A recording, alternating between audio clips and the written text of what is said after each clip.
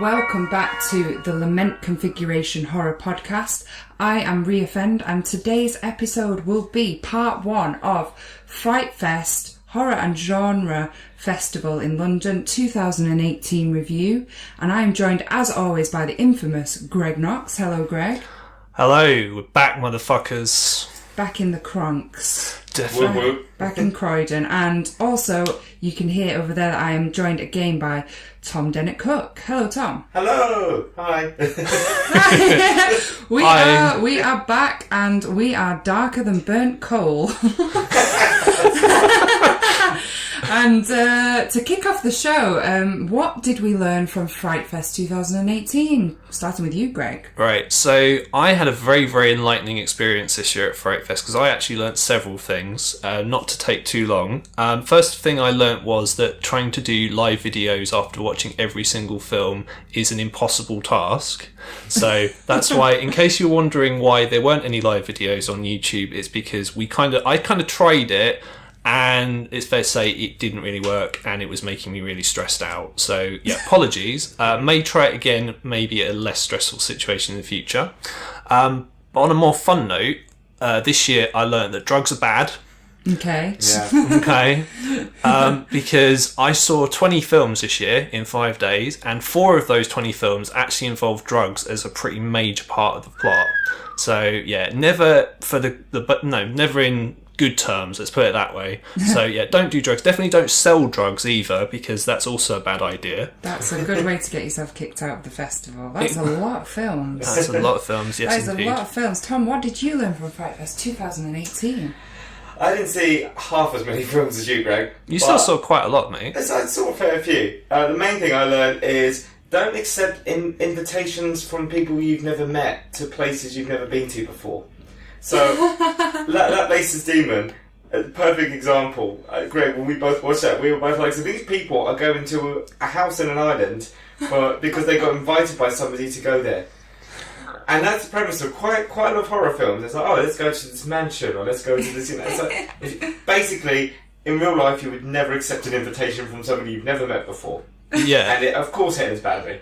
And also, on a similar note, don't go to houses in the middle of nowhere, particularly if you own them. So again, in about 5 of these films, there's a cabin or a house in the middle of the woods or in the middle of nowhere where there's no one around. Because again, it never ends well. I think if you own the cabin, fine. But if it's like, my uncle owned this cabin, did you ever meet your uncle? Not really. Yeah, don't go to that cabin.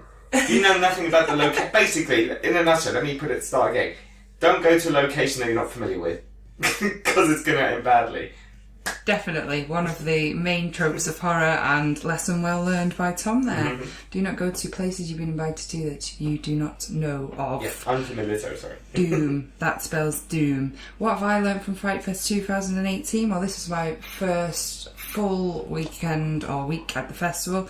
It was awesome, fantastic vibe, fantastic community. I've also learned that one of the directors of FrightFest, grumpy Scottish Ian Rattray, does look rather good in a wig, but more about that later.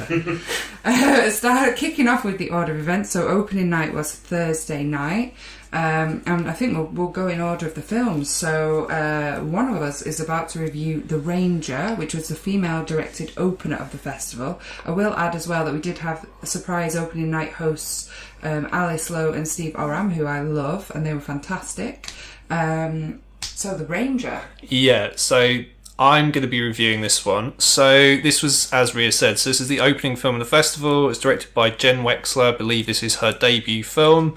Stars Chloe Levine, who's in a film called The Transfiguration, which I really liked, which came out last year. And basically, this is sort of a slasher film. It's got a very heavy punk vibe. So the story of this one is, as I mentioned, there's a drug deal. Drug deal goes wrong. This group of punks need to get away. Chloe Levine's character luckily has a cabin in the middle of the forest somewhere. They all go there. They're dicks, so they basically fuck shit up in the forest. And there's a ranger, believe it or not, as the title suggests. And things tend to go from there as you would expect. Excellent.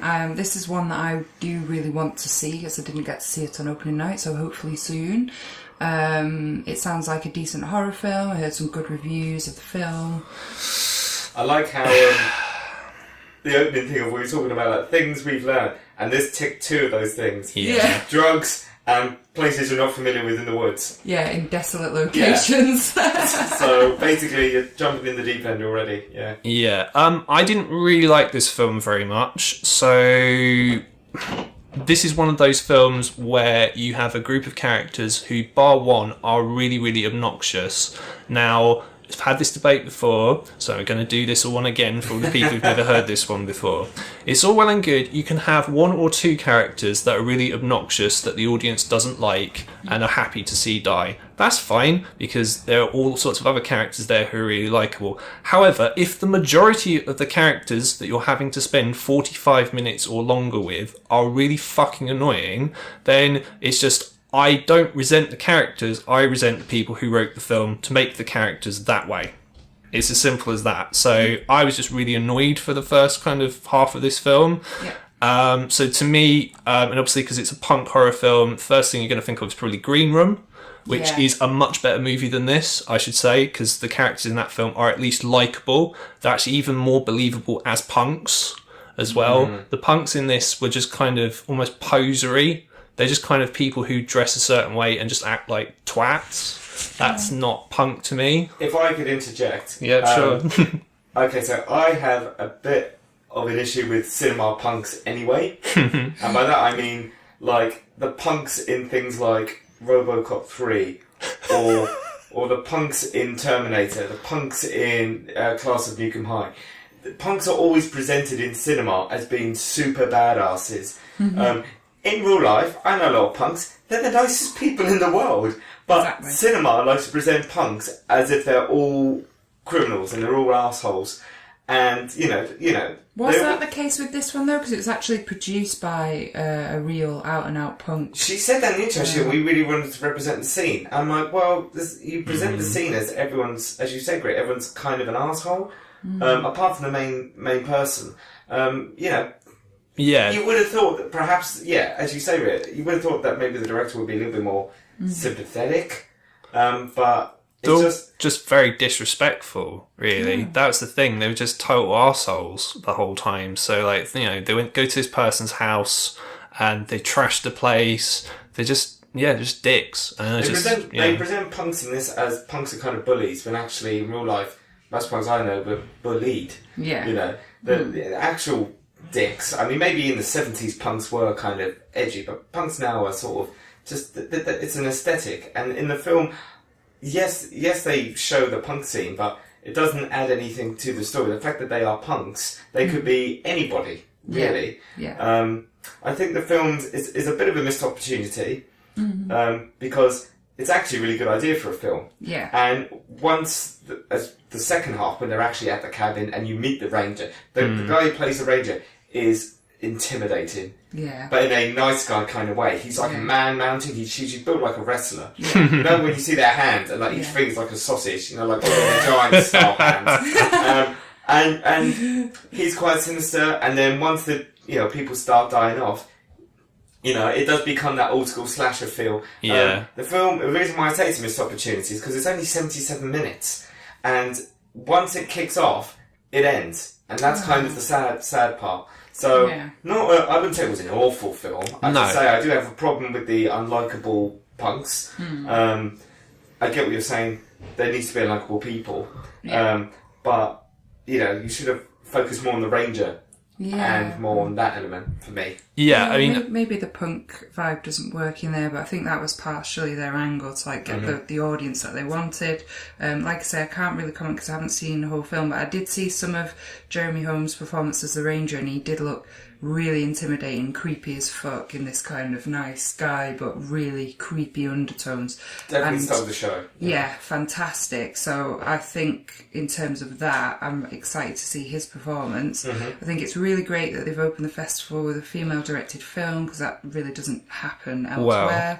And I think it's a great debut for Jen Wexler. I had a bit of a spicy hot take about that, actually. Spicy hot take. What? Okay, I have nothing against female directors. In fact, the next film I'm going to talk about in great detail was also directed by a woman, and it was really good.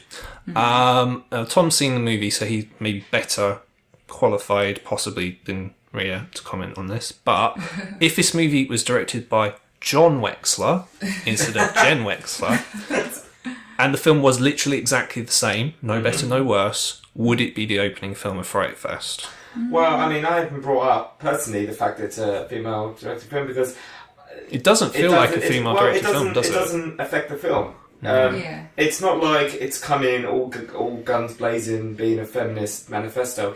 It's a nice little slasher film, or an okay little slasher film, and it's almost irrelevant who's directed it, whether it be John or Jen. There are other films, and as we talk, there's other films that perhaps are better ambassadors for that.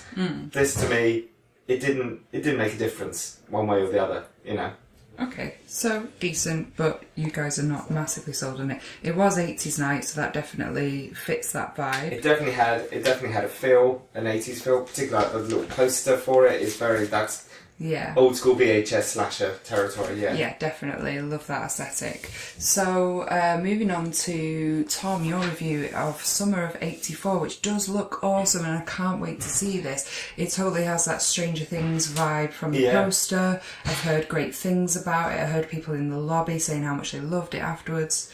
Tell us about Summer of '84. It definitely was the best film for me of the opening night. Out of the three films, to me, was by far the best. Going into it, I didn't think I was going to like it, because I'm glad that I was wrong. It's good to be wrong when it's a good film.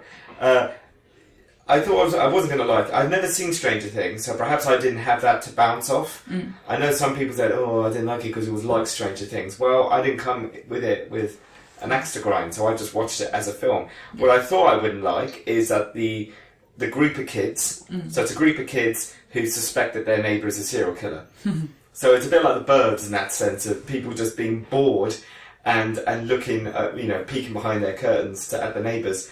I thought I wouldn't like the kids because there's very stereotypical kids. A lot of these 80s films have there'll be a smart kid, a fat kid, a cool kid and a regular kid. And this literally is paint by numbers. You're like, oh, okay, so they've got the fat kid, the smart kid, But the kids are really sympathetic, likeable, and good child actors. So, when It came out, as in the new It, the main thing people said about that was the child actors were amazing. The child actors in this are amazing. Great.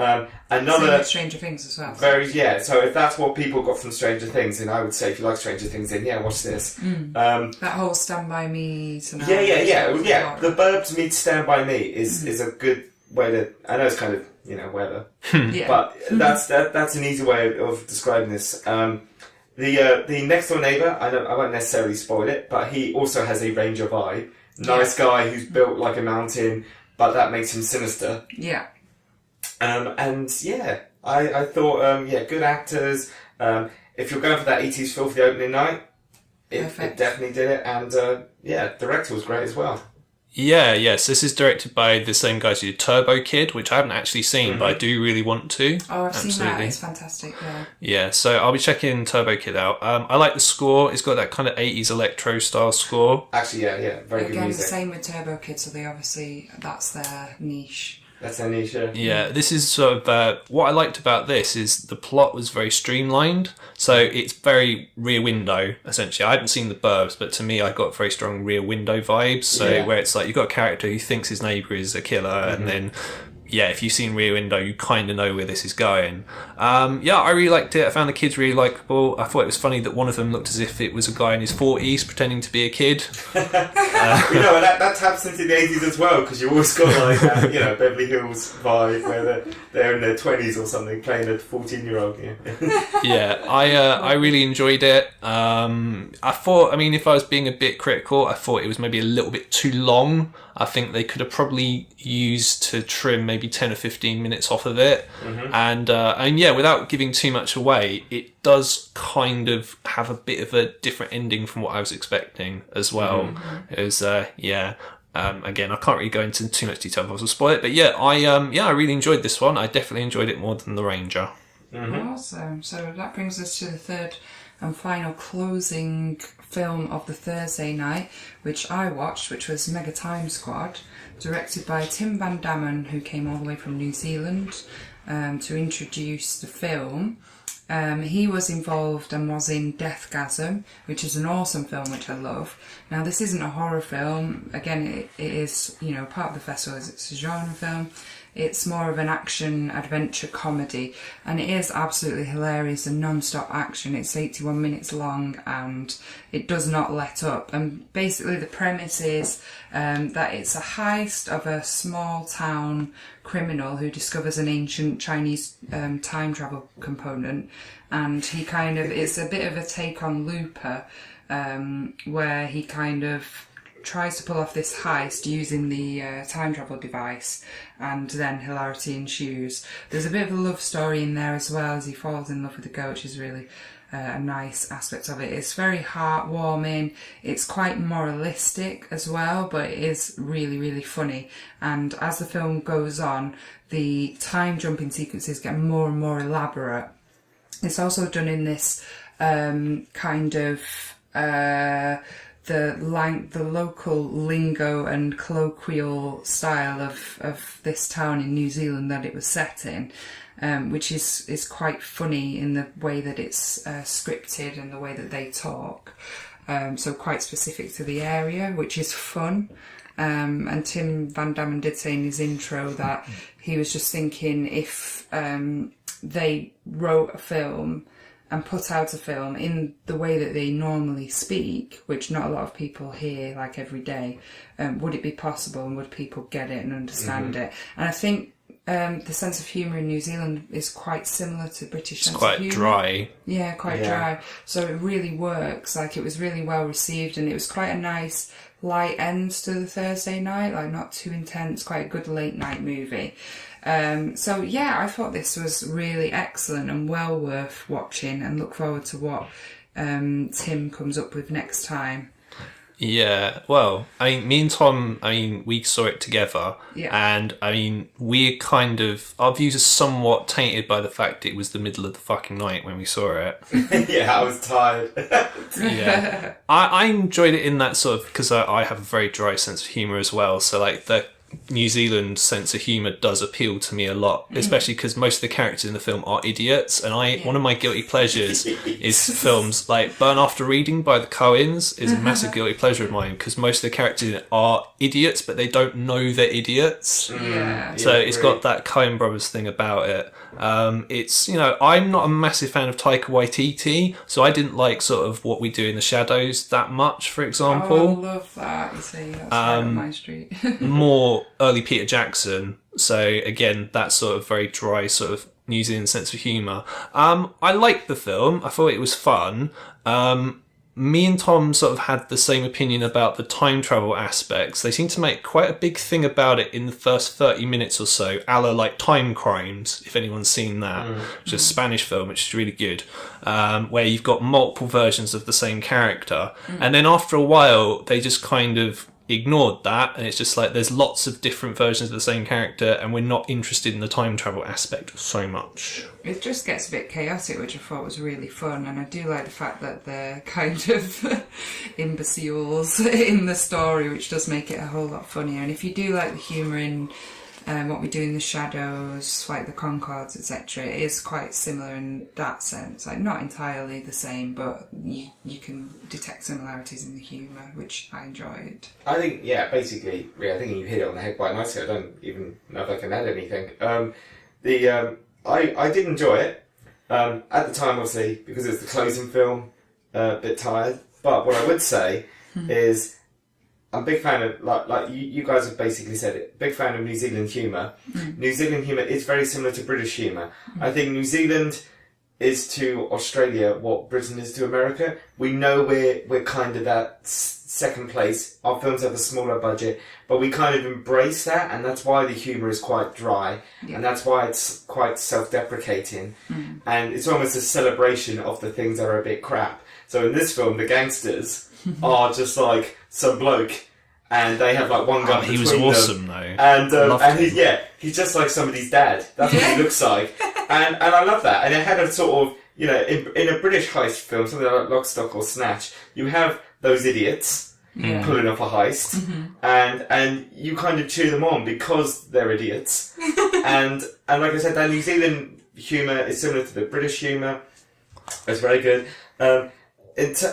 You kind of already said it, Greg, but for me, the only downside to the film is it's a film with two halves. The first half is all about time travel, and then the second half is this love story. But it's almost like it's forgotten that it's a time travel film. It kind of drops the time travel element and focuses on the love story.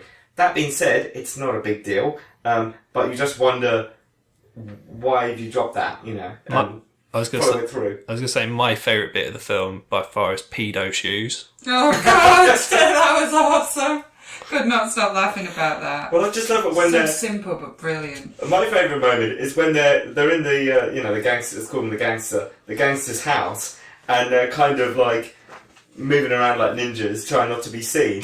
And then the guy's just watching them on the CCTV camera, going, "What are these idiots doing? What are these idiots doing?" Like they're just watching, like, go down there and kill them. You know, they're really not. Fucking brilliant. And as you said, the local colloquialisms or whatever. Yeah. You know, like the policeman as well. He was awesome. Yeah, the policeman, and that kind of when you really feel like this felt like a New Zealand film as opposed to an international film. I loved it for that. Yeah. You know. I thought that the effects were fantastic at duplicating the guy. His acting was on point. It must have been really fun making this.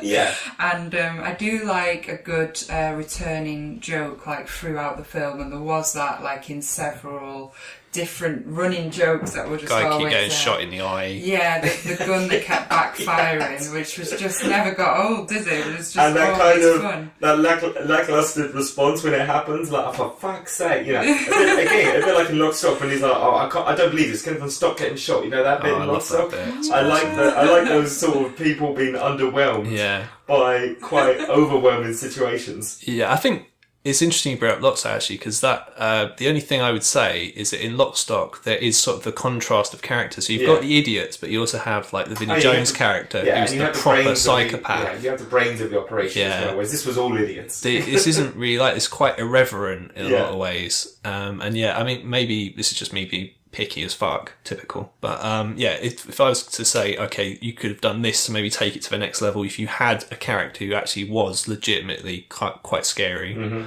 Yeah. Some stakes in there, maybe, you know. Yeah, I think they wanted to keep it quite light. But they also had the wise Chinese prophet in there, which is part of your thing that you always say. Yeah, the prophets of doing. That old Chinese guy in the shop is just brilliant. Hilarious. He was so great. I loved that. I loved it. So yeah, it's a glowing review from me anyway. So Thursday night was great. Obviously, it's a lot shorter than the other days, so less films. Didn't get home until 3 a.m. Hated myself so much. That's the problem with living in the Bronx. Don't diss the Bronx. The outskirts. I would say, in terms of an overview of the first day, I would have probably enjoyed Mega Time Squad more if it was before Summer of '84. I think Summer of '84 was the best film out of the three, and that should have been the headline. Yeah. And Mega Time Squad should have been second. You know. Okay. I think they do it like European festival style, though. I think they put the headliner just before the last band. So the last band, if you have been to a festival in Europe, they do generally put a band on like near the end where people, you know, if you want to stay up, great, but you can just go home now. And also, like I said, Mega Time Squad feels like a good late night one because it's that bit lighter, you know. I think Summer of '84 should have been the opening film myself. Oh, okay. So Friday, we covered quite a lot with this, so we've got like 5 or 6 films that we all saw that we're going to cover. Yes. I will start with an absolute gem, which, to be fair, I don't know what I was expecting when I watched it. I did like the title. It's The Cleaning Lady, directed by John, I'm not sure how you pronounce his surname, Knaut. Could ask Tom. What do you think, Tom? Your pronunciations are on point. Yeah. John Knauts? Yeah, I'm going to go with... John Knauts. Or do you pronounce the K? No. You know what? John Knauts. John's movie. John, I love that guy directed Bubba's Chili Parlour. There you go. John, I love your movie. Also, his partner stars in the film and wrote the film, Alexis Kendra, who was there to do the introduction. She's absolutely stunning in real life and she's fantastic in the film. This film is a thriller, mainly thriller and horror.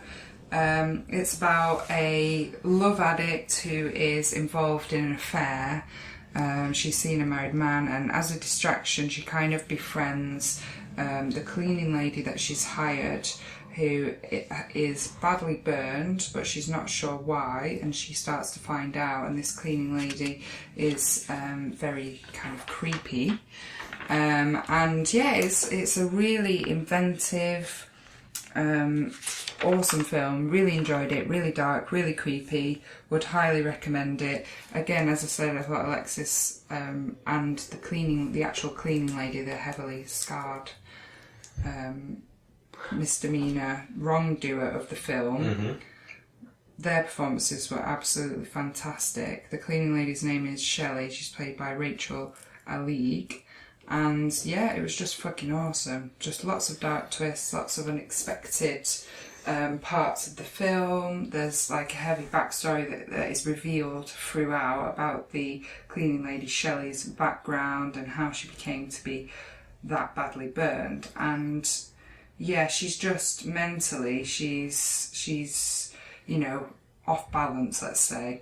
So that starts to reveal itself more throughout the film. I thought it was awesome. The only problem that I had when I was watching it is that there was a fly on the projector, which was quite distracting. It's happened to me before. that happened a couple of times, actually. During before, climax, I swear there was. Maybe it's the same fly. I don't know. Which is a real shame, but this fly was very keen on the film. He was having a fucking party across the screen. He was having a great time. He was having a great time, which was slightly distracting, but nonetheless, fucking amazing film. Would highly recommend it. It's just one of these unknown little gems that will obviously gain more exposure and momentum as more people see it. I have to ask, is it played straight? Because I almost saw this film based on like the title and the poster. I was like, cleaning lady, is that going to be a bit tongue-in-cheek or is it done straight? It's played straight, and I did wonder by the title what am I letting myself in for. Yeah, and I can't remember what Alexis said in the intro, but it had a completely different name before, which had really no relevance to the film. And then they came up with the cleaning lady, which is obviously, it says what it is on the tin. It's just really straightforward. It's about a fucked up dark cleaning lady with a history that we want to know. You know, why is she so badly scarred? Why is she so heavily burned?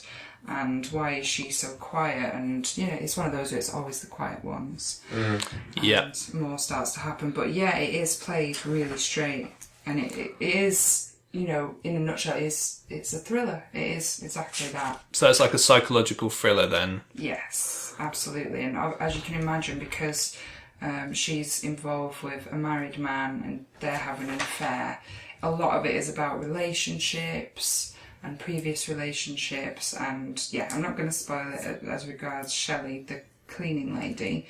But she's got a very dark past, which is very interesting. So yeah, I loved it, and I love a straight horror, and I think it's difficult to do something with a title like that without the humour element. There's a couple of films at this festival this year that have those kind of exploitation grabbing titles, but then they played them serious. Yeah. And I really like that. I love it, because all too often it's very easy just to go, we'll make it a comedy, because that way at least people are laughing with us and not at us. But I like it if someone's got the balls to actually go, no, we're gonna play this straight. So good for them. Yeah, and I can see this couple coming up with some excellent films in the future as well. I think they work really well together. Yeah, so this director, he's done Jack Brooks' Monster Slayer, The Shrine and Goddess of Love.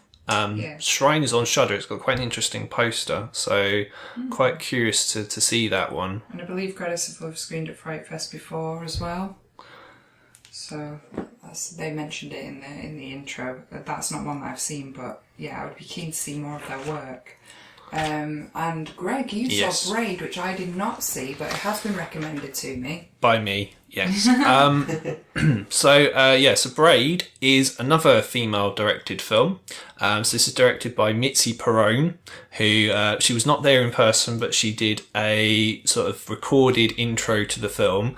And my heart sank because it's actually one of the most pretentious things I've ever seen in my life in terms of sort of director sort of intro for a film. She talked about the film being like, I can't remember exactly what she said, but something along the lines of it's a psychological journey, and yeah, it was all very, very airy-fairy, and I'm like, okay, not going to be looking forward to this now then. But no, I was surprised, it was really good. So guess what, guys? It's about another drug deal that goes wrong.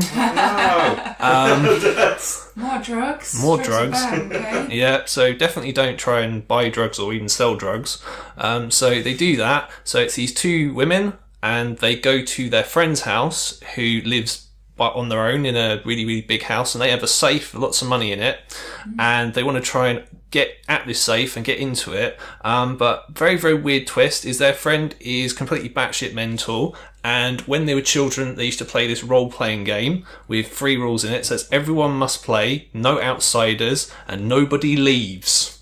So they're playing this really weird game. Sounds like a hoot. That they have to play for 48 hours, and then all kinds of really odd shit happens. You have to play for how long? 48 hours. Oh, okay. And you've got some standard sort of genre elements in there. So there's a policeman who's sort of on the trail trying to catch them and things like that. But mostly this is a very odd film. And, you know, in our interview that we did with Paul McAvoy, which if you've not heard, please listen to it because it was really good. And yes, and in that I mentioned I like weird shit. So this is kind of right up my alley. So this has got very mixed reviews from FrightFest, which doesn't surprise me because there are people like me who kind of like experimenting and like weird shit, man. Like my weird shit, and there are people who like all their horror films to be in a box. And to those people, they are missing out big time. This is sort of more similar to something like Daisies, which is by Vera Chislova, or something called Celine and Julie Go Boating by Jacques Rivette, which is a French New Wave director. So it's kind of about these girls, and it's more about their relationships to each other, and it's all very weird and very heavily stylized. So this definitely was, in comparison to Ranger, a very female-feeling movie. So I think if a man had directed this, unless it was someone like David Lynch, it would probably have been a lot more straight. So it would have been a lot more about the policemen being on their trail and stuff. But instead what you've got a lot of very dreamlike sequences. So there's some very, very cool drug trip sequences where the camera was doing lots of interesting things. So the camera was moving, it was tilting, going upside down. There was a lot of use of sort of reverse shots. A lot of close-ups, similar to sort of what Dario Argento does in his films. So I really like that. Lots of interesting use of lighting in the film. So there was pink lighting and sort of this sort of green lighting that looked really cool. And the production design of the really, really big house was really awesome. It kind of reminded me of, again, I do use this comparison quite a lot, is like Wes Anderson-esque, where you can tell like everything in the house has specifically been put there for a reason. Yeah. So really, really awesome. In terms of the plot, it doesn't really make a lot of sense, but not every film has to be logical and make sense, because there are people out there who, when they watch a film, they only watch it for the plot. And this is one of those films where if you're going to be like that, you're not going to really enjoy this. No, you're not. So this is more of like, this is going to sound so fucking pretentious. I'm going to sound like the director. It's more like an experience than like sort of a free act structure type film. It was some really, I'd say visually this film is absolutely awesome. The only thing I would say maybe against it is the film had about 3 different endings. So I thought the film was going to end and then it kept going, and I thought it was going to end again and it still kept going. And there's a twist of sorts that I didn't really feel was very necessary at the end. Even though the film's not really that long, it was paced in a very weird way where it kind of was really good for like the first 2/3, and then the last third the pacing just sagged to shit, basically, unfortunately. But overall, really enjoyed it. If you like sort of interesting sort of experimental movies, particularly because the big thing, even though I did sort of slag off The Ranger a bit, but the big thing is sort of we do want more different voices, different perspectives, or in horror, because horror is sort of the most open genre in terms of sort of representation. And I'd be very, very interested to see what the director does next. And I hope you guys watch it too, so I can talk to you about it in more detail. I did like what you said. Like, if it was directed by a man, they would have done it. Oh, it'd be totally different. So in a way, as you said, it's kind of the opposite of Ranger, where the fact it's a female director did make a difference. Yeah. And you got to see a different take that perhaps you wouldn't have seen. Sounds like mostly due to the styling. Yeah, so that's quite cool. So I guess, Yeah, I like that. That sounds great, yeah. Yeah, it's very, very atmospheric, and yeah, it's kind of, in a way, like, I've read online that, like, this director, they're comparing her to, like, Mickey Keating or Osgood Perkins. Now, Osgood Perkins is someone who I really like, and yeah, I would kind of agree, sort of, there's a slight similarity in, like, his films, because something like Black Coat's Daughter, where it's very kind of atmospheric and it's very stylish, so it's kind of in that vein. But yeah, I really recommend this one. So yeah, if you are not a small-minded motherfucker, please check this out. Excellent. And then we have one of my most anticipated films of FrightFest this year. I was looking forward to this the most. After Fangoria's relaunch, they have now released and been involved with the new Puppet Master film, which was written by one of my favourite directors, which is Craig Zahler. Now, I saw this, and also Tom, you saw this. Yeah, I feel like I should have gone before Braid. I am now going to talk about Puppet Master, the Littlest Reich. But I'm not ashamed to say that I was also really anticipating this more so than many of the other films. Yeah. Obviously it has a built-in audience. Puppet Master's been around for long enough that it has that built-in audience. And it's like I was saying earlier about films that have an exploitation title, but they play it straight. Yeah. This, and they said this in the introduction. They went, "This is playing it straight.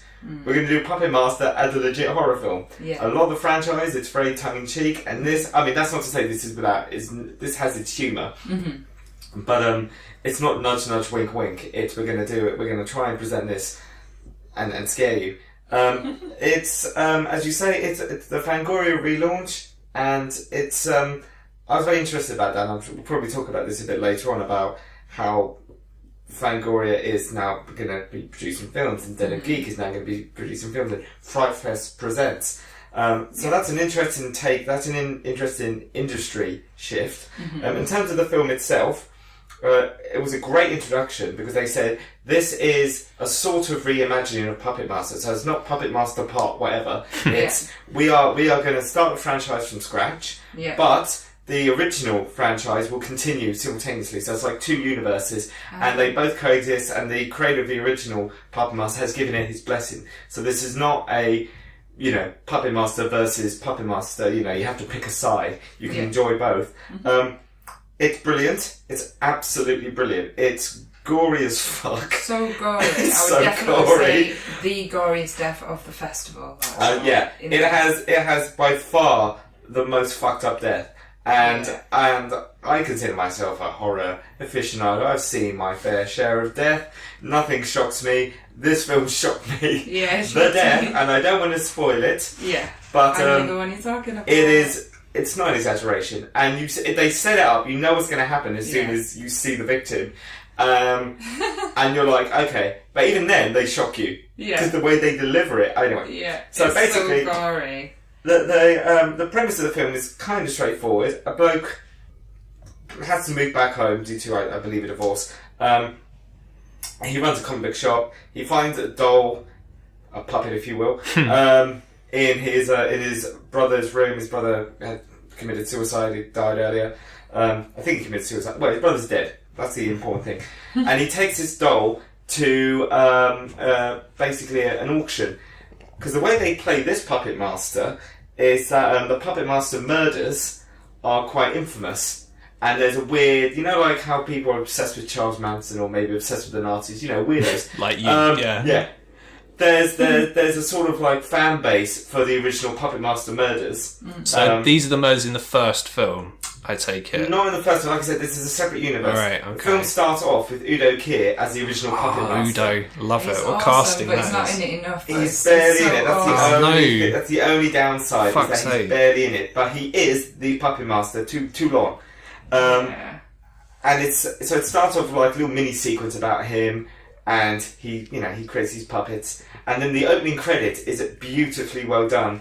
It's like the images, and basically they tell you the story too long very quickly. It opens like a graphic novel, but Yeah, it's like a all comic, yeah. red, white, and black, which is like in keeping with Fangoria and that sort of horror and Nazi. Yeah, it had a kind of like Sin City opening thing to it. That was very cool. It's really great, isn't it? The artwork is fucking awesome. I loved Barbara Crampton in this. She's fantastic. Barbara Crampton was at the introduction and did a great job introducing it and explaining the direction that Fangoria is going in and the direction the film's going in. Yeah, she's got a built-in audience. Yeah. She's such a fan favourite in horror and such a big name in horror. And the film's genuinely a well put together. Like I said, they decided to play it straight, and like I said, it's much easier to play it for laughs because then the audience is laughing with you, not at you. So they took a big risk, and it definitely paid off. I only saw 2 films that day, but it was the best film I saw of that day. And even if I saw more, this would still be at the height. You can tell it's a low budget film because the puppets aren't done stop motion. They're kind of clearly it's somebody off screen holding a puppet up. I like the stop motion puppets, but they play it really well. They go with the Nazi thing quite a bit. There's a fair amount of swastikas, but I do like how they play with the whole. This auction is all to do with people who are obsessed with real life murders. Yeah. So it's kind of like. We're sitting there as horror audiences watching people who are themselves fascinated by death. So it was very cool. It was a loving tribute to the original, and it's great that they're redoing it. I know a couple of years earlier, or maybe it was last year, you had the new Child's Play film. Yeah. And then we saw. I think the last 2 Child's Plays have done a similar thing where they're like, we're gonna go back to making this serious. We're almost resetting things. And if they keep this new Puppet Master going, I'd be very interested to watch the next Puppet Master. They were saying in the introduction, Fangoria, I don't know if they're called Fangoria Studios, but Fangoria is going to do a remake of Castle Freaks. Okay, I saw that. Stuart Gordon, isn't it? Yeah, so I'd be very interested to see, based on the success of this, and it was the success, it was the best film, good luck to them moving forward. Yeah, excellent. So we did watch a few more films. So honourable mention from me on the FrightFest documentary, which is FrightFest Beneath the Dark Heart of Cinema, directed by Chris Collier, which is if you are a fan of FrightFest, the festival, it's a great insight into the history of it. There are some inner politics that were kind of exposed in this documentary, which the 4 founders didn't have control over what, got made the final cut. So there's a bit of dirt dished in this, which is interesting. Ooh, most definitely. There's an interesting dynamic going on with 4 very passionate film festival directors who all have differing opinions and clashes, naturally, as any passionate directors would do. It's pretty much uncensored. It's a great fan or general industry insight. There's a lot of history in there, and FrightFest in general as a film festival has made a lot of people happy, brought a lot of people together. I believe there have been marriages, kids, and God knows what else born out of this festival. It's also, death being the overarching theme of the festival, I guess. But there's also been a lot of amazing films discovered due to FrightFest, such as Donnie Darko, and a lot of really terrible films that have been joked about. They were very, very honest about it. They were, yeah. So, what did you think, Greg? Well, I thought it was interesting. So it definitely isn't biased. So it's a little bits of it kind of thought was slightly propaganda-y near the beginning. It's like, FrightFest is great, FrightFest is awesome, FrightFest brings people together, and I'm just like, bleh, wanting to be sick during those bits. But it is true, Well, I mean, I liked how the people who were actual fans, so they weren't people who were in the industry pretending to be fans, they came across very well. And of the 4 organisers, they weren't actually in it as much as I thought they were. Basically, from a short little description of them, so you got Alan Jones, who's the bitchy one, Paul McAvoy, who's the drunk one, Ian Rattray, who's the grumpy one, and then Greg Day, who's sort of like the most level-headed one. So I think Greg Day kind of came across the most rational and sensible of all of them. My favourite was definitely Ian Rattray, because he does have that very kind of dry Scottish sense of humour. is so dry. It's ridiculous. But yeah, I came out of it liking him a lot. Yeah, I thought it was very interesting. Obviously, they'd mentioned certain things like, oh, Christopher Nolan's been there, and Del Toro, like, he wanted to premiere Pan's Labyrinth at the festival instead of at LFF. But they were quite honest as well. So they talked about Tulpa, which I wish I'd been there because it sounds fucking hilarious. And like Giallo, the film by Dario Argento, which was shit. Didn't mention Shockwave Dark Side 3D, but never mind. Rob Zombie gets a mention. He does. And then there was Human Centipede and Serbian film, and yeah, it was, overall, for people who are fans of FrightFest who are listening to this podcast, if it does ever come out, which I hope it does, by the way, then yeah, I would recommend it. I think if you've never been to FrightFest before, I'm not exactly sure this would sell you on it, because it is a little bit kind of inside baseball, if you know what I mean by that. So, but yeah, overall, I did enjoy it. I mean, documentaries at FrightFest are normally quite good, as we're going to discuss a bit later on. Yeah, so, yeah, fantastic. I enjoyed it. You know what, guys, I haven't seen this, and I really want to see it based on not just your opinions, but a lot of people said afterwards the same sort of stuff. I wondered beforehand, being a bit cynical, okay, well, a FrightFest documentary at FrightFest, it's got to be biased. It's got to be, even if the director isn't biased, maybe, the FrightFest organisers will tell him, well, you have to cut that out, But what I've heard since is, nope, it's warts and all. It as you say, it dishes the dirt, and good on FrightFest for being not shying away from that and going, this is us being honest. Yeah.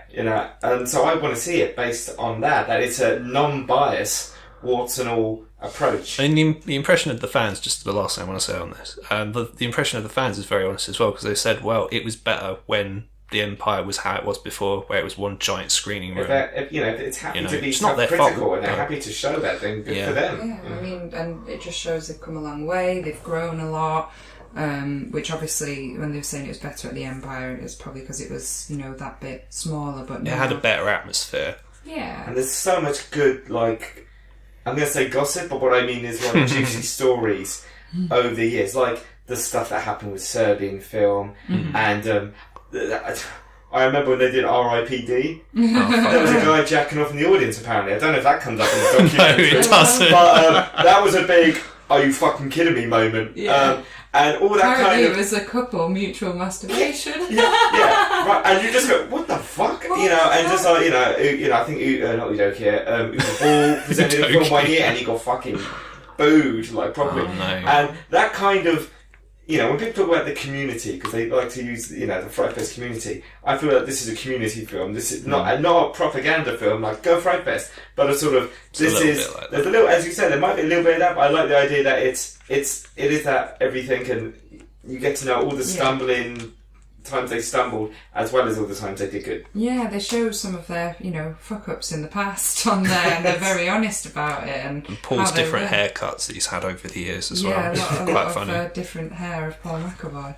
And a lot of pictures of when they first kind of met each other, which is really nice insight. And, because they've been doing this for nearly 20 years now. Next year's the 20th anniversary.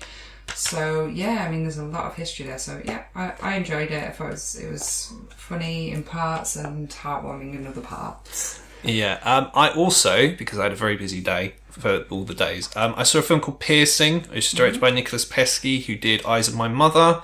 So it stars Christopher Abbott, who's most recently been It Comes at Night, and Mia Wykovska, or however the fuck you say her name, from Alice in Wonderland and various other films. I didn't like this one as much as I thought I was going to.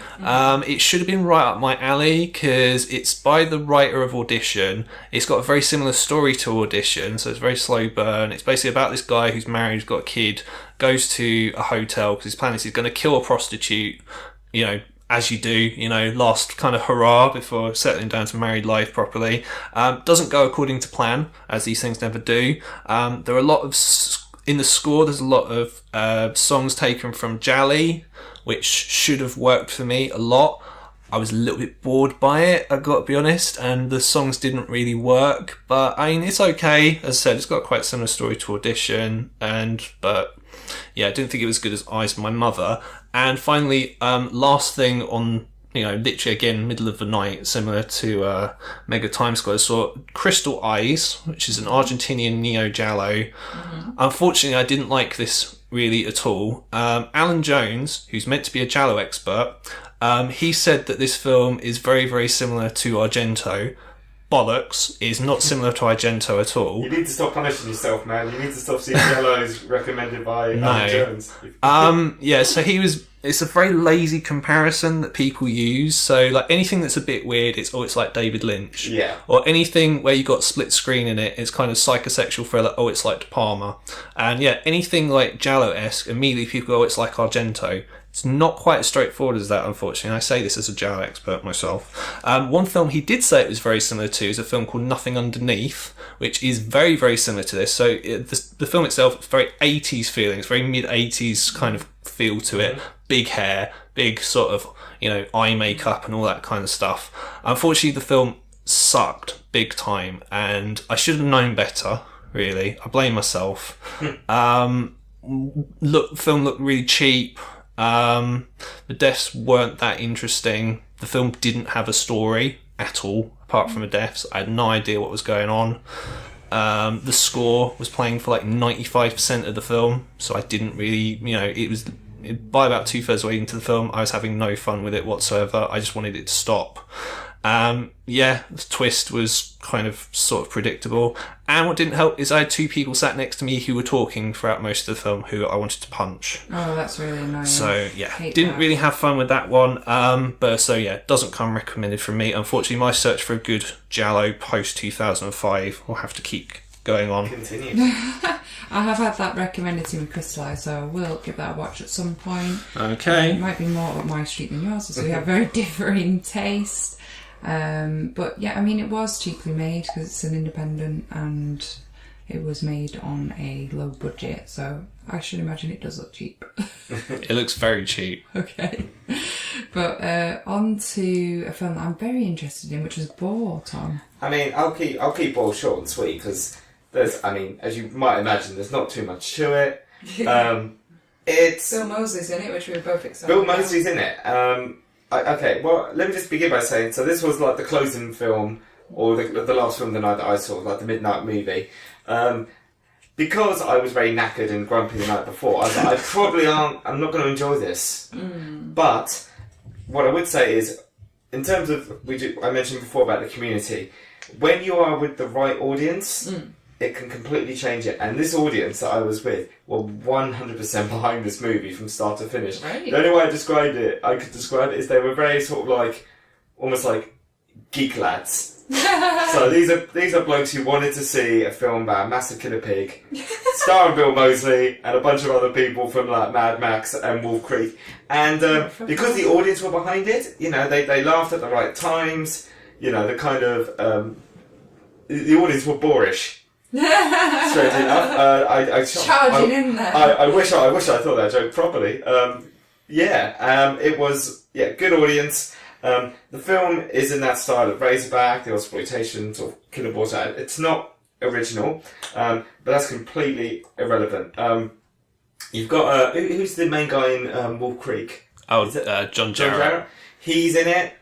He's brilliant in it. Bill Moseley. Unfortunately, they don't use him enough. It's a bit like with Udo Kier in Puppet Master. I mean, I guess you've only got a certain amount of money. Yeah. It's not so much that he's not in it enough, it's they don't do enough with him. He plays a very straightforward dad, just looking out for his kids. Oh. Whereas with Bill Moseley, I'm used to him being in these theatrical, over-the-top roles of like Texas Chainsaw Massacre 2 and the Rob Zombie movies. Yeah. So maybe I'm pigeonholing him and saying that because you're not batshit crazy, that's crap. But John Jarrett was amazing in it. He was, we talk about Megatime. I compared Australia, New Zealand, and Britain and America. The Australian humour is much more sort of crass, whereas New Zealand humour is dry. Australian humour is quite crass, but it works really well in this film. So everyone's calling each other, cunt, C-word, and tell each other to fuck off, and bollocks to that, and because that's very almost Cockney. Again, the audience liked it. The audience got really into it, and a huge part of the film is John Jarrett's character and his mate drinking beer in the middle of nowhere, and they're just like, is that fucking Boar? And it was very funny responses. That kind of very crass and blunt. Who's the Greg, the wrestler guy who's in it? I've heard that the best performance in this is by Nathan Jones, the Colossus of Bogger Road himself. There's a bloke, and maybe the unintentional thing for me this year is mountain men who are huge. Maybe I need to have a conversation with myself, because that's what I seem to be noticing a lot in movies. I'm like, that guy's huge, he's so buff. They're all huge. But he is the best part of the film. So he's kind of like the uncle that saves the day kind of thing. That basically his family's going out into the middle of nowhere to visit their uncle. And there's a massive boar that attacks them. But this guy... Their uncle's like 7 foot tall. Yeah, he's 7 foot tall, he's buff. Massive. As you say, Greg, he's a former wrestler, and there's a bit where he's playing with the kids in the lake, and he's like doing wrestling moves on them. He's like choke slamming them and pile driving and all this other stuff. And I was just like, wow, because I forgot he was a wrestler. It is Australia, to be fair. I forgot, and it's Australia, so there's no health and safety.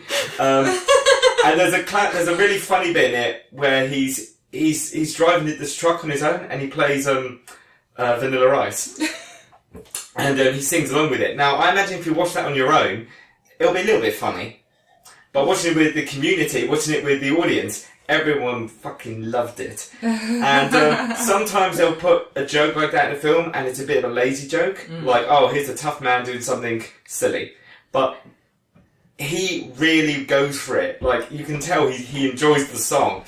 His facial expressions, and he's dancing along, and he's lip syncing it perfectly. And you can tell that I wouldn't be surprised if he wanted to put that in, because he was 110% loving it. I would say this film's not going to win any Oscars. Yeah. There's CGI in it that's awful. The premise is basic, and there's a lot of swearing. But fuck me, man. This day was my fun day. So I had Puppet Master and Boar. And I just want to give honourable mention to Boar, Watch it with a group of mates and a few beers. Yeah, monster movie. Yeah, great, that sounds awesome. The guy who did the intro for that was Ricky Guanaccio, who was the first victim in the film, I believe, famed from Geordie Shore.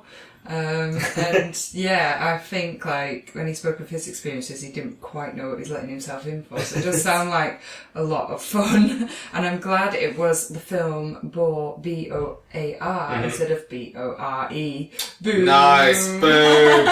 You see. And on that note, over to Saturday, which is where we'll conclude this episode, because we are going to do this in 2 parts because we have such a lot of amazing films to talk about.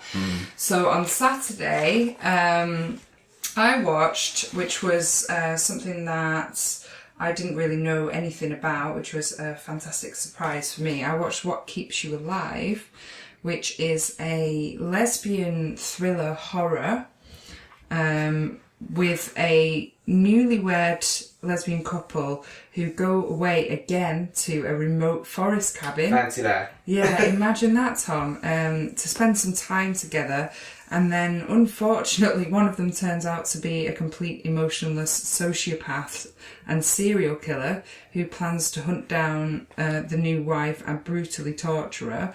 And this whole film is just about how all of that plays out. It's intense, it's amazing, it's very psychologically tense, and it's fantastic. And it's directed by Colin Minihan, and his girlfriend or partner or wife, I'm not sure actually, but partner, stars in this film as she plays Jules, which is the kind of victim wife, not the psychopath. And she's called Brittany Allen. She was starred in It Stains the Sand Red, and she was also in Jigsaw, so you probably recognise her from those. And the acting in this film was outstanding from both parts of the lesbian couple. And I just thought it was amazing. I would highly recommend this. It did keep me on the edge of my seat all the way through, and fantastic throughout. Yes, I saw this as well. And so it's the director of, as you said, It Stains the Sands Red and Grave Encounters. Mentioned before, not a fan of It Stains the Sands Red. I know Rhea is a fan. I liked it, yeah. I thought she was fantastic in it as well. Yeah. This is most definitely, to me, from a technical standpoint, a massive step up from that. So from the films that I've seen from a director, this was definitely the most accomplished in terms of the way that the shots put together for framing, perspective, from use of lighting, things like that, because it's pretty much two people in the middle of the woods, and it worked really well. I thought the use of the woods was much better than in something like The Ranger, where it was in the woods, but really you didn't really get a full-on proper atmosphere of the woods. The score was interesting. So the score was actually done by Brittany Allen herself. Oh, wow. And I thought it worked really well. So she mentioned that in one of the intro that I saw. Yeah. I enjoyed the film. I say this is more of like a thriller than a straight up horror film. And I thought it worked quite well. There were a couple of pretty gaping plot holes though. So I know earlier I did say that if you're watching a film, that's not really logical, you have to turn the logical part of your brain off. But unfortunately, in a film like this, where it is more grounded in the real world, unfortunately, what tends to happen is people put themselves in a situation, well, what would I do in this situation? There's a couple of instances where people make choices that in real life they would probably never make in a million years, more just for dramatic effect, shall we say. Yeah. Which is fair enough sometimes. Yeah, but I say overall I enjoyed it.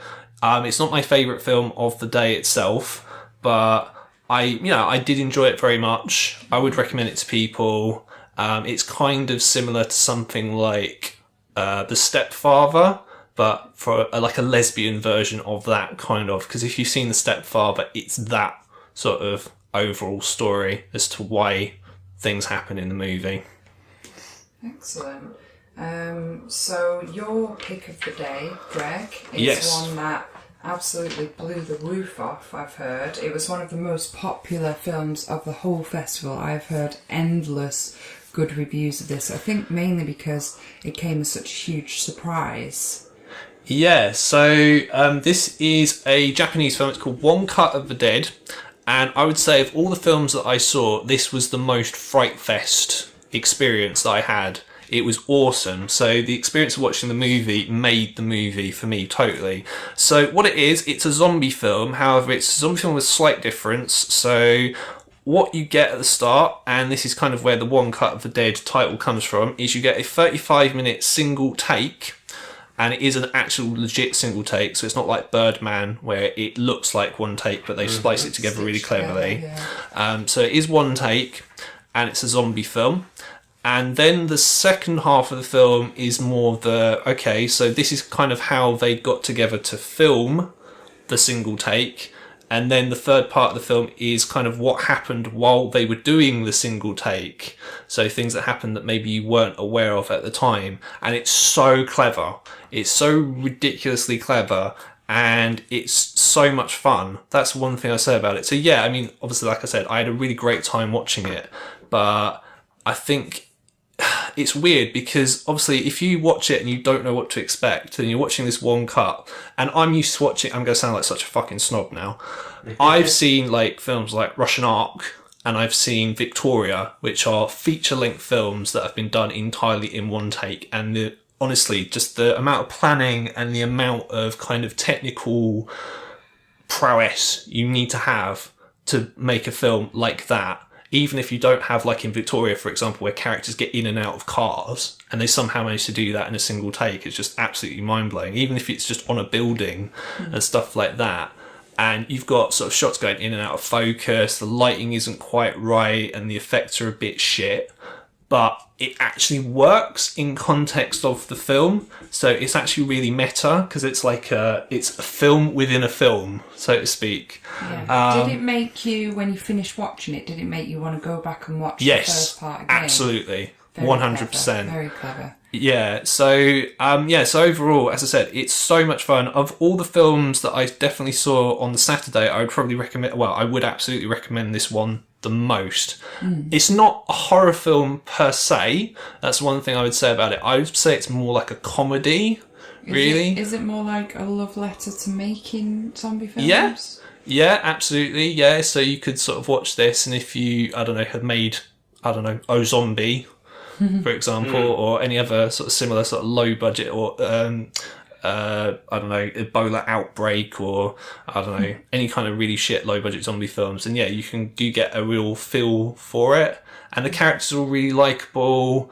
It's just a lot of fun. I've seen this compared to Shaun of the Dead. It's not really like Shaun of the Dead, but it does have that same sense of fun about it. I can imagine it goes well, because FrightFest is a sort of fan festival rather than a film festival. These are people who are fans of the genre. So I imagine this plays well because it's films about films or films about filmmaking. If you are a bit of a film geek, you're kind of in on the joke. Yeah. You know. Yeah. And you're a little bit more into the subject matter anyway. It being a zombie film as well, or a film about zombie. And I like films within films. That always ticks my box. So. I like that too, yeah. It sounds really great. Can't wait to see this. And Tom, you saw a very different one, the Tokoloshe. Totally different. I'm not going to pretend for a second that I can pronounce this properly, guys. So I'm going to call it the Tokoloshe. With a question mark on the end. Tokoloshe. I'm quite a big fan of horror films where they take, and this is going to sound pretty obvious, pre-existing sort of myths and then update them.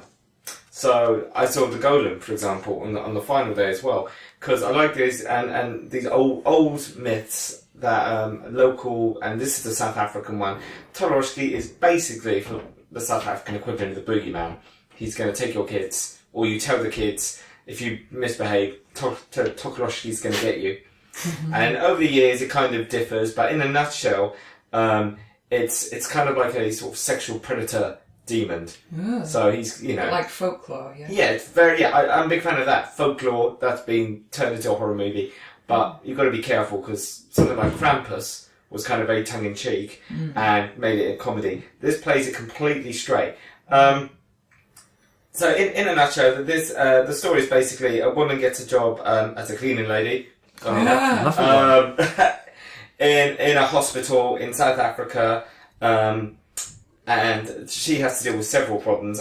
One is she's doing the job because she wants to she's moved to the city from a village where it was very abusive, and she's trying to save up money to get her sister out of that village as well. At the same time, her employer is himself a sexual predator and a very horrible person.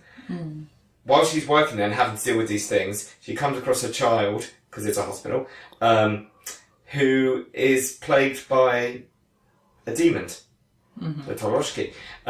Is the child imagining it? Is it a metaphor for, you know, something sexual predators generally? What was interesting is they had the filmmakers beforehand, and they said, you know, it's interesting how, you know, this FrightFest, one of the big things they're saying is about the female directors. These are not female directors, but they said what's interesting is their film has been interpreted as having a feminist message, even though they never intended that to be the case when they made it. They said it's just South Africa's going through a period where, you know, like, you know, take like the Weinstein scandal over here. Things are coming out of the woodwork in Hollywood, and in South Africa, things are coming out of the woodwork. Jacob Zuma's a bit dodgy. We know, like, all the, you know, like, the whole thing with charity workers, and a lot of they discovered that in Oxfam and stuff. A lot of these charity workers in Africa are sex pests, and a lot in orphanages and things with the Catholic Church. In South Africa, this is all kicking off. That there is, you know, a massive movement that they admit they didn't intend to make a feminist film, but they say it's almost as if they tapped into a zeitgeist. Sorry to use a pretentious word. They tapped into a zeitgeist in South Africa, which is an anger against this kind of normalisation of women just being meat, and this and so this woman is fighting against this. The child, they don't fully they mention the sexual stuff, but they don't go all the way. You know, you don't feel awkward about this child being a demon, being attacked by this demon. It's potentially not my favourite film of the festival, but it's in my top 2 favourite films of the festival. Wow. It's proper dark. Spoiler alert, that it is supernatural. You know, I said you're not sure whether it's in their head or not. It is supernatural, but for the longest time, you're not 100% sure what's going on. They do reveal the monster, bum bum bum, towards the end, but for the most part, it's the anticipation. It's what's moving in the shadows. The woman, she confronts her own sort of demons, as it were, because she has to go back to the village where her sister lives and deal with, you know, village life, and I guess the normalization of sexual and domestic abuse that the film is trying to address. So a film that didn't need to be as good as it was. Like I said, something like Krampus just went, well, we'll take the myth and we'll have fun with it. And the Golem, as I'll probably discuss later, doesn't quite do a good job with the myth. This takes the myth and really, the folklore rather, sorry, and puts it in a very serious modern context. Absolutely marvellous film, you know. Fantastic. Yeah, you've sold me on that one. So I definitely recommend this film. we did see a few more films on Saturday that, again, we'll give honourable mentions to. So my honourable mention goes to Chuck Steele, Night of the Trampires, which is definitely one to lighten your evening. It is an animated stop-motion film which took 5 years to make, directed by Michael Moore, who also does the voice of Chuck Steele. Not the Michael Moore. Michael Mort. Oh, sorry. And yeah, it's an animated action comedy. It kind of reminds me of Chuck Norris meets Johnny Bravo, but way cooler. It's got the voices of Paul Whitehouse and Jennifer Saunders in it. Oh wow! Like I said, it took 5 years to make, so the level of detail and humour in this is just incredible. Chuck Steele is a cop, and he's very over the top, and I love the 80s vibe. And the Trampires are basically a mutated hybrid of vampires and tramps. As in, well, there you go. That's exactly what it says on the tin. Yeah. It is, and yeah, it's really funny. It's just like joke after joke, and honestly cannot comprehend how much they've spent on this for an independent film and how much work has gone into this. Is absolutely incredible. So even all the sets are just amazing, like so kind of neon 80s and just brilliant. So yeah, I would recommend this. It's not, I could probably watch this again and again, to be honest, because it is, you would probably notice more in it each time you watch it. It's nothing that you would take too seriously, but yeah, a lot of fun, and I really enjoyed it. It was another one that surprised me because I had no idea what this was going to be about. Having seen all of the masks and the cutouts that were promoting it in the lobby of FrightFest, it does pique your interest. And there are a lot of like mega fans of this film there, actually, wearing the masks, getting the director's autograph on related promotional things and masks and cutouts. And I believe by the end of the festival, all of the cardboard cutouts of the characters that were in the lobby had all been stolen by fans, so none of them were left. I know that FrightFest has been supporting these guys for a while, because I remember seeing the first Chuck Steele way back in 2010. And that was just a short. It was a 50-minute short. I think it was called Raging Balls of Steel. And it was basically, it was a Die Hard sort of piss take. And it worked tremendously well. Yeah. And it went down very well with the audience. And of course, even though it wasn't horror or even fantasy, it was action movie piss take. People loved it. And that was a Fright Fest, exclusive. So the fact that the audience is still there and Fright Fest is still behind it. And this, vampires and tramps, you can't go wrong with that. And I'm sure the audience loved it. Yeah, they did. They got an excellent reception. And cool. Greg, you saw Upgrade, which I'm dying to see. Yeah, so yes, this is directed by Lee Winnell, who obviously is writer, actor. So he's wrote and was in Saw. He wrote and he's been in all 4 Insidious films. He even directed Insidious 3, which is maybe not the best way to start your career, but oh well. This is I've not seen Insidious 3, but well, exactly. This stars Logan Marshall Green, aka the poor man's Tom Hardy, who is in Prometheus and The Invitation, where in fairness he is actually really good in The Invitation. Oh, I love The Invitation, yeah. Upgrade. It is a sci-fi action film. It is about a man. It's set in the near future. Everything is sort of voice activated, so like cars, all all your household objects are voice activated, and basically his car crashes, his wife gets murdered by sort of criminals, and he gets paralyzed, and then essentially he gets this chip put in his spine, which is called STEM, which basically what that does is it talks to him, and it basically gives him sort of, his legs back again. And it also gives him the power to fight people in a really, really awesome way. So this has been compared to RoboCop, which is a slightly lazy but sort of quite apt comparison. It's a very similar story, very similar story to Death Wish as well. And I really enjoyed this. This was a lot of fun. The fight scenes are really good, which is obviously really important for an action film. And there's a twist in it that's kind of obvious if you've seen any kind of these AI type films, but I won't spoil it. It's really, really good. It's Blumhouse again, so it's another sort of winner for Blumhouse. I'm sure this will be really successful. So there was that. But the film I kind of wanted to talk about a bit more, because Tom has seen this as well, is a film called The Laplace's Demon. Yeah. Which is an Italian sort of philosophical science fiction film, I guess is the best way to talk it. So it's a bunch of people in a room, stuff happens. Essentially, that's what it is. It's people. Yeah, really, that's the best way to describe it, really. It's got a very 50s vibe. So this has been compared to like sort of old Mario Bava, sort of very old black and white horror films like The Haunting or something by like William Castle. Yeah. I'm going to like this one, though. Well, you know what? I almost didn't see this. Because what was the selling point for me was the same thing that made me almost not see this. I was kind of like, are you going to be able to do that with William Castle, 1950s, black and white, Mario Bava? Are you going to be able to do that? And I saw the trailer, and the trailer didn't look good, to be honest, but there was something about it that I kind of liked that aesthetic, that 1950s, as you say, philosophical horror, which can sometimes be ridiculously pretentious. Yeah. I mean, the idea of the film, so Laplace, for anyone who doesn't know, his thesis was that you could predict anyone's behaviour, anyone's movements, essentially. Yeah, he said if you knew the place of every atom in the universe, you could predict everything, because this will affect that will affect that. So that's quite Donnie Darko-esque. Yeah, and basically this is the classic example of people accepting an invitation that they shouldn't do. So I think, from what I recall, the film starts with them on a boat heading towards this island, and it's clearly a backlit as well. It's clearly not a real boat. But again, that looks 1950s. I mean, the only downside, the only real downside to me for this film is it felt a bit like a film student's film. You've made say I'm a big fan of Mario Bava. I'm going to make a film. For my thesis, that's that, and it's like, so it felt more like a sort of fan-made film than a film.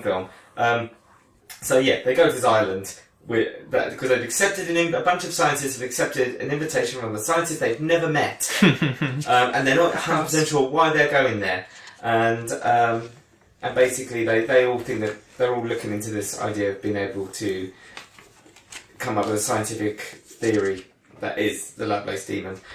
And then they get there, and the guy basically, it's a massive death trap. So they're there, and he's like, you're all going to die. I can predict every single one of your moves. He has this awesome, and this was the selling point for me, this kind of like doll's house with chess piece pawns in it. And it's all moves by clockwork. Wow. And basically, whenever they move, the pieces in the house move with them. So the point is, the person who runs the mansion is basically saying to them, I know exactly what you're going to do. And I'm going to tell you when you're going to die. And no matter what you try and do... You can't escape it. You can't escape it because I know what your next move's going to be. I know where you're going to go. I know how you're going to try and outthink me. So it's that... If it's... You either go with the cheese, as it were. You either go with the cheesiness or you don't. Okay. The other big selling point, they get chased by a coffin. Wow! When people die in this film, it's so cool. So the doll's house kind of just before they die, it rings like a clock, and when that happens, a coffin gets released. Yeah. That runs around the mansion, and then traps eats people. It opens up, people fall in it, it closes, and then takes them off. Amazing! And you're watching this, and you're like, what the fuck am I watching? Are they taking this seriously? But that is something you would have in the 50s. You would not have that in a horror film now, because everyone in that board meeting would go, "That's fucking stupid, don't do that." But because this is going in that old school style, they're like, "We'll do it." Need to see. I would recommend it, even though I don't think it was perfect. I gotta be honest. Again, it was a long day. It was very, very ponderous. Lots of people talking about philosophical things for about 30 minutes. Yeah. It's only when the coffin turned up that I'm like, yes, I love this now. Oh, great. Oh, it's sold it to me. I need to see this now. So yeah, I would kind of recommend it. Yeah. So we're going to leave that at this point, and we are actually going to take a break, and we're going to come back with a second episode which you will really want to check out, which is part 2 of FrightFest 2018, and we will have an additional special guest reviewing films with us in the next episode, and we'll also be covering some very divisive and headlining movies. Ooh. I'm sure you will have heard about, which closes the film festival, and lots more amazing films that you need to check out. So come back and join us on that for part 2, and then at the end of the second episode we'll also be just summarising our favourites, least favourite films, and the films that we want to watch that we haven't mentioned or haven't seen in this, best moments and worst moments, which I think is what we're all here for, to hear the summary as well. So come back and join us on that. I have been Reoffend. I'm available on social media, Instagram and Twitter at Re_Fend, and on Facebook. And we have been the Lament Configuration, myself and Greg Knox, who are on Twitter as Lament Horror. We're on Facebook as the Lament Configuration Podcast, the horror podcast, where we've reviewed the 72 Video Nasties, and we've also been joined today by the fantastic Tom Dennett-Cook. Yo! So yeah, join us for the next episode, where we will be, as Tom put it before, on it like pigeons on breadcrumbs, although for the horror angle of this show, it might be more apt to say on it like crows on dead meat. Oh, nice. Join us. Goodbye for now. Bye, everyone.